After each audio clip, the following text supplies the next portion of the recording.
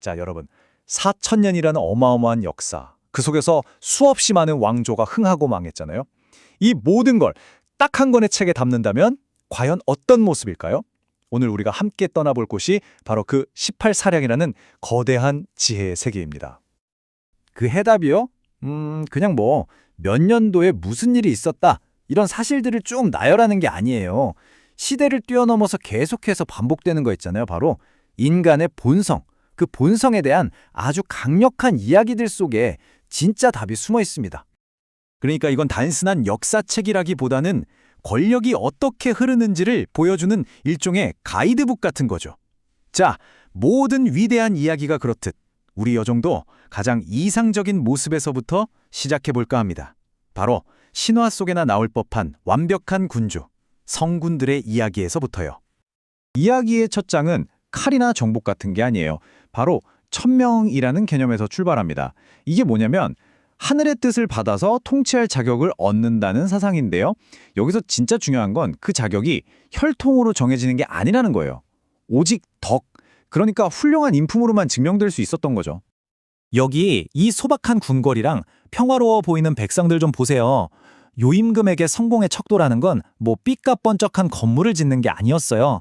바로 백성들이 얼마나 만족하며 사느냐, 딱 그거 하나였죠. 이 노래 가사 정말 기가 막히지 않나요? 이게 바로 좋은 통치가 추구해야 할 궁극적인 목표를 딱 보여주는 거예요. 너무나 정치를 잘해서 사람들이 통치자의 존재 자체를 의식하지 못하는 경지. 이야, 이게 바로 진짜 이상적인 리더십이죠.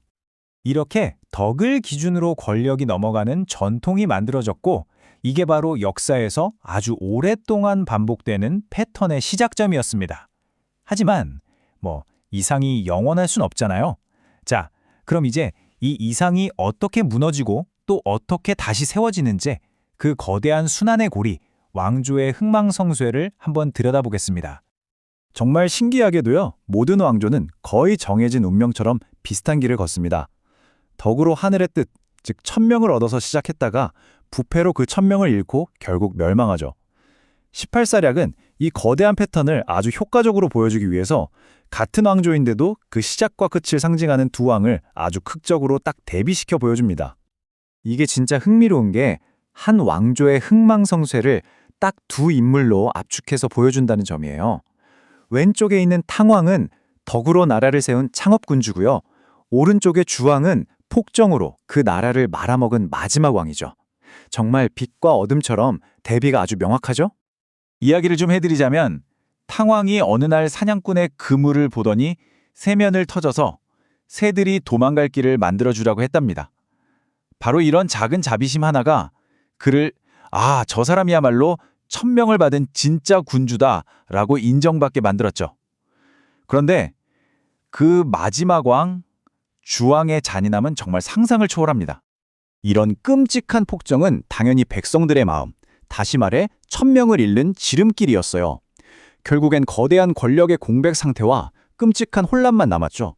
하지만 바로 그 잿더미 속에서 새로운 시대를 여는 불꽃이 피어오르기 시작합니다. 네, 끝없는 전쟁으로 얼룩진 전국 시대가 열립니다. 그런데 참 아이러니하게도 이 혼란이 마치 용광로처럼 수많은 천재들을 쏟아내게 만들었어요. 특히 전쟁 기술, 즉 병법 분야에서 말이죠. 여기 두 명의 천재 전략가가 등장합니다. 방연과 손빈. 이 둘은 같이 공부한 친구 사이였는데 방연이 손빈의 천재적인 재능을 질투한 나머지 그의 두 다리를 잘라버리는 끔찍한 짓을 저지릅니다. 이건 이제 단순한 경쟁이 아니었죠. 지략과 무력의 처절한 대결의 시작이었습니다. 하지만 손빈은요, 단순한 폭력으로 갚아주지 않았습니다. 아주 치밀한 심리전을 통해 복수를 계획하죠. 자, 손빈의 전략은 이렇습니다. 딱 3단계예요.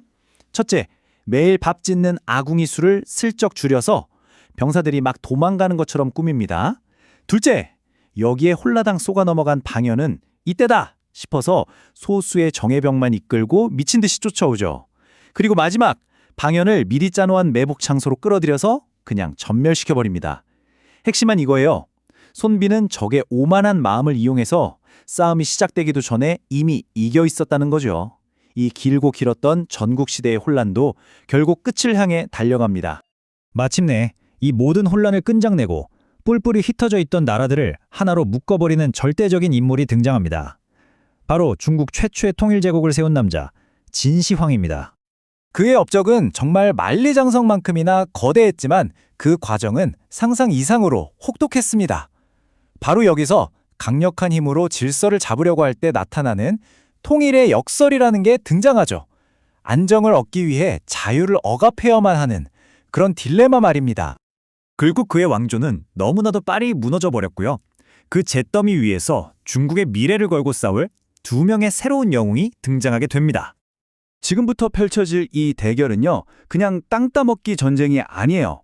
과연 어떤 리더십이 천하를 얻는가에 대한 뭐랄까 궁극적인 시험대라고 할 수 있죠. 바로 항우와 유방의 대결입니다. 자, 왼쪽의 항우는요. 그야말로 1대1로는 누구도 당해낼 수 없는 최강의 전사였습니다. 반면에 오른쪽의 유방은 싸움을 못했지만 사람을 기가 막히게 잘 다루는 리더였죠. 결국엔 자기 혼자의 힘만 믿었던 항우의 그 오만함이 스스로를 몰락으로 이끌고 맙니다. 항우는 아주 중요한 전략적 요충지를 버리고 고향으로 돌아가려고 하면서 이렇게 말했다고 해요. 아무도 못 보는 밤길에 비단옷 입고 걷는 것처럼 헛된 명예를 좇은 거죠. 그가 그렇게 겉멋에 신경 쓰는 동안 유방은 오로지 어떻게 하면 이길까에만 집중했습니다. 그리고 몇 년 뒤 사방이 적으로 둘러싸인 이 위대한 맹장은 마침내 자신의 최후를 맞이하게 됩니다. 그의 이 비극적인 마지막은 한 시대의 막을 내리는 절정이 되었고 마침내 유방이 400년이나 지속되는 위대한 왕조 한나라를 세우는 길을 열어주게 됩니다. 자, 보세요. 이상적인 성군에서부터 치열한 전략가들, 그리고 천하를 두고 싸웠던 두 영웅까지.